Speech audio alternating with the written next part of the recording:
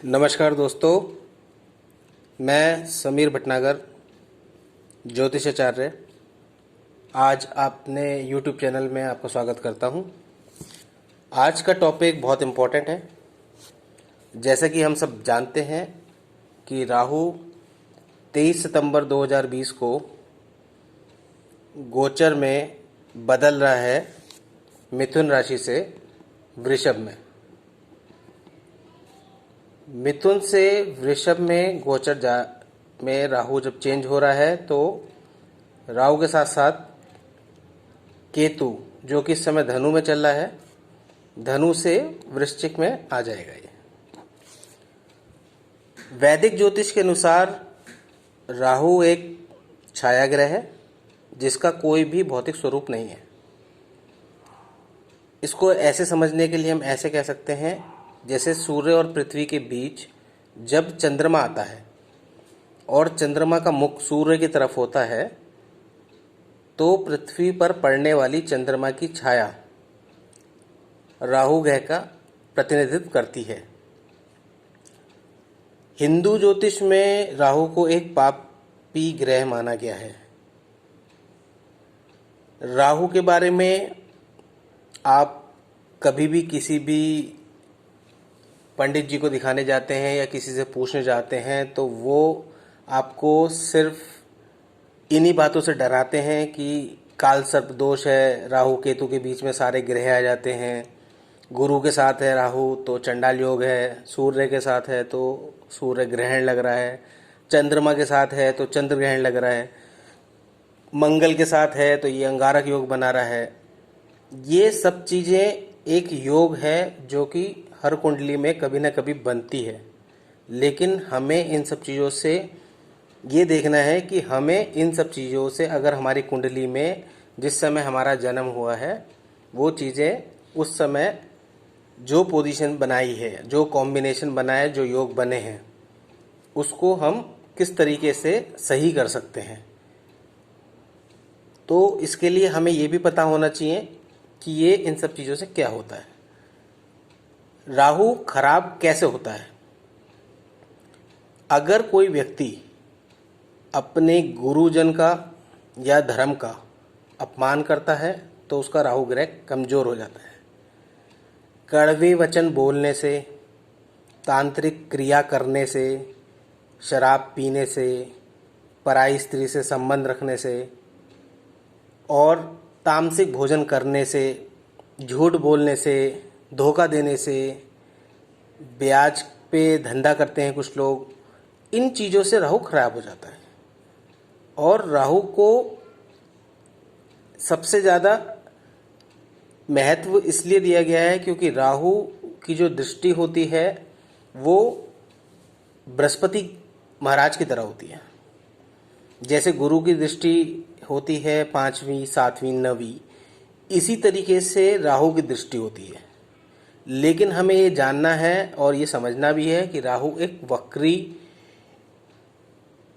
ग्रह है, तो वक्री गति से चलता है। ये बाकी सारे प्लैनेट सीधे चलते हैं तो राहु यहाँ से उल्टा चलता है, इसको वक्री कहते हैं। जो लोग मार्गी और वक्री नहीं जानते हैं उनको बस इतना समझना है कि प्लैनेट पोजीशन जो होती है वो 1 से लेके 0 से 180 तक की डिग्री पे चल रहे होते हैं सारे, 0 से 360 डिग्री तक आते हैं सारे।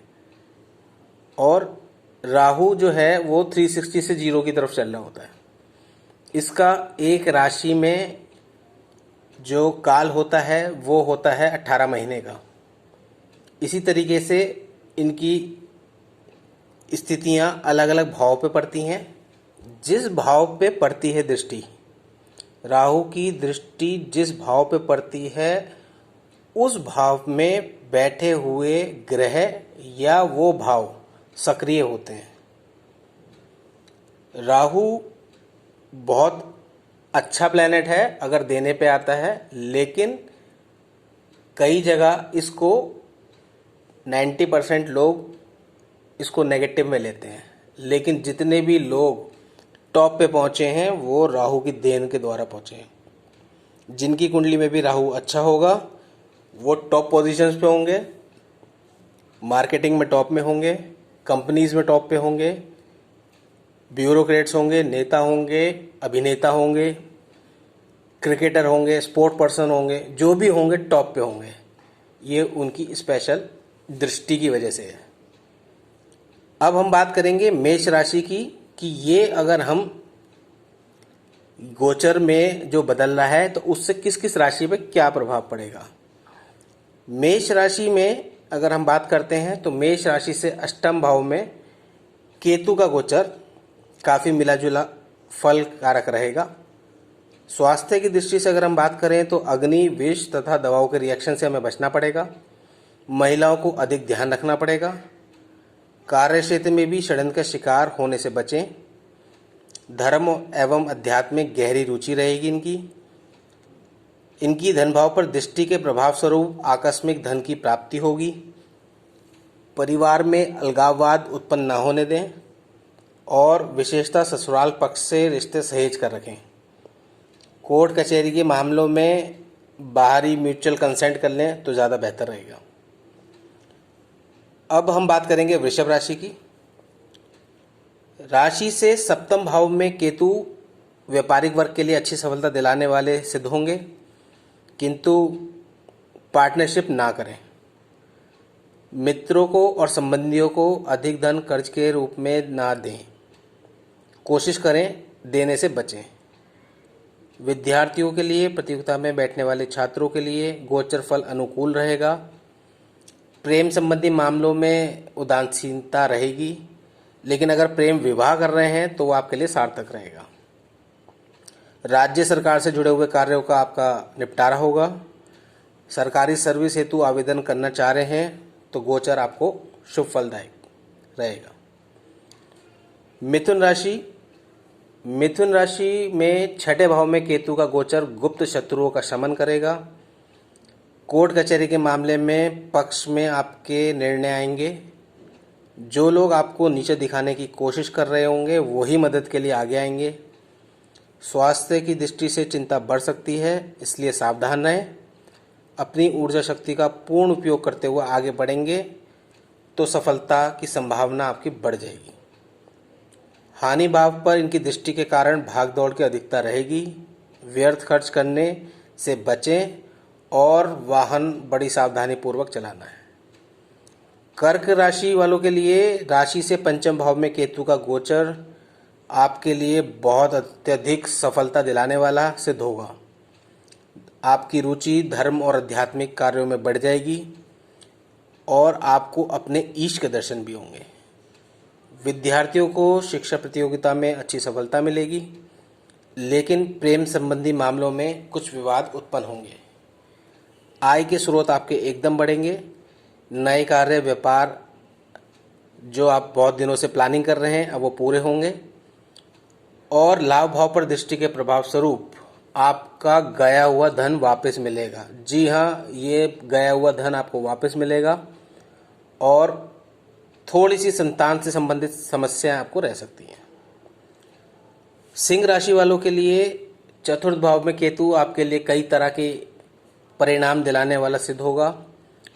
आपको घर परिवार माता पिता से दूर जाना पड़ेगा, लेकिन आपकी यात्रा आपके लिए सकारात्मक होगी।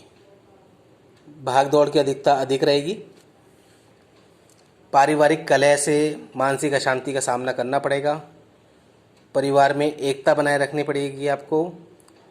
विदेश यात्रा के आपके बहुत अच्छे कॉम्बिनेशंस बन रहे हैं। सामाजिक पद प्रतिष्ठा बढ़ेगी। राजनीति तथा शीर्ष अधिकारियों से भी गहरे संबंध बनेंगे। अब बात करते हैं कन्या राशि की।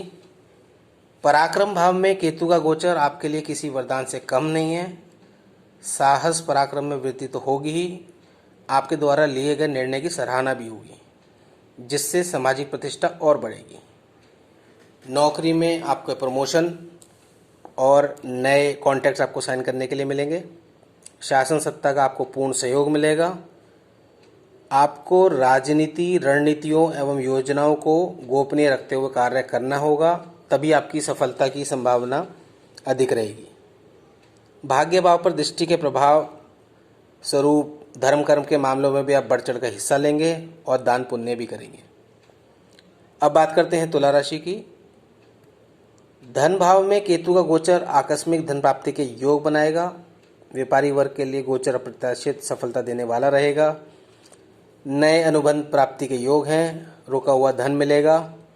मकान और वाहन खरीदने का आपका जो कई सालों से सपना चल रहा है वो संकल्प पूर्ण होगा, लेकिन आपको थोड़ी अपना जिद और गुस्से पर नियंत्रण रखना होगा। और एक बात आपको विशेषता ध्यान रखनी है, जब तक आपका कोई भी कार्य पूर्ण ना हो जाए उसे सार्वजनिक ना करें, किसी को ना बताएं और विवादों से दूर रहें। अब बात हम करते हैं वृश्चिक राशि। वृश्चिक राशि में केतु का गोचर करना कई मायनों में अप्रत्याशित फल देगा। आध्यात्मिक क्षेत्र में उन्नति तो होगी ही, आर्थिक क्षेत्र में भी आप अपना लक्ष्य हासिल कर लेंगे। सामाजिक पद प्रतिष्ठा भी आपकी बढ़ेगी। सरकार के द्वारा आपके रुके हुए कामों का निपटारा होगा। अगर आपने सरकारी सर्विस के लिए या गवर्नमेंट जॉब के लिए अप्लाई कर रखा है तो ये आपके लिए अनुकूल रहेगा। विद्यार्थियों के लिए समय अनुकूल है, तो वो जो भी कंपटीशन देंगे उसमें वो क्वालिफाई हो सकते हैं। और नव दंपत्ति के लिए संतान प्राप्ति का योग बन रहा है। अब बात करेंगे हम धनु राशि की। राशि से 12वें भाव में केतु का गोचर आपके जीवन में अप्रत्याशित मोड़ ला सकता है। यात्रा आपको कष्टकर करनी पड़ सकती है। किसी संबंधी अथवा मित्र से अशुभ समाचार प्राप्ति के योग हैं।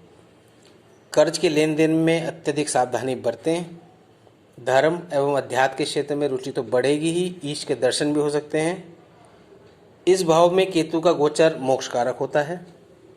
अतः धनु राशि के जातक यदि देह त्याग करते हैं, जो ज्योतिष शास्त्र के अनुसार उन्हें जीवन मरण के बंधन से मुक्ति दिलाता है।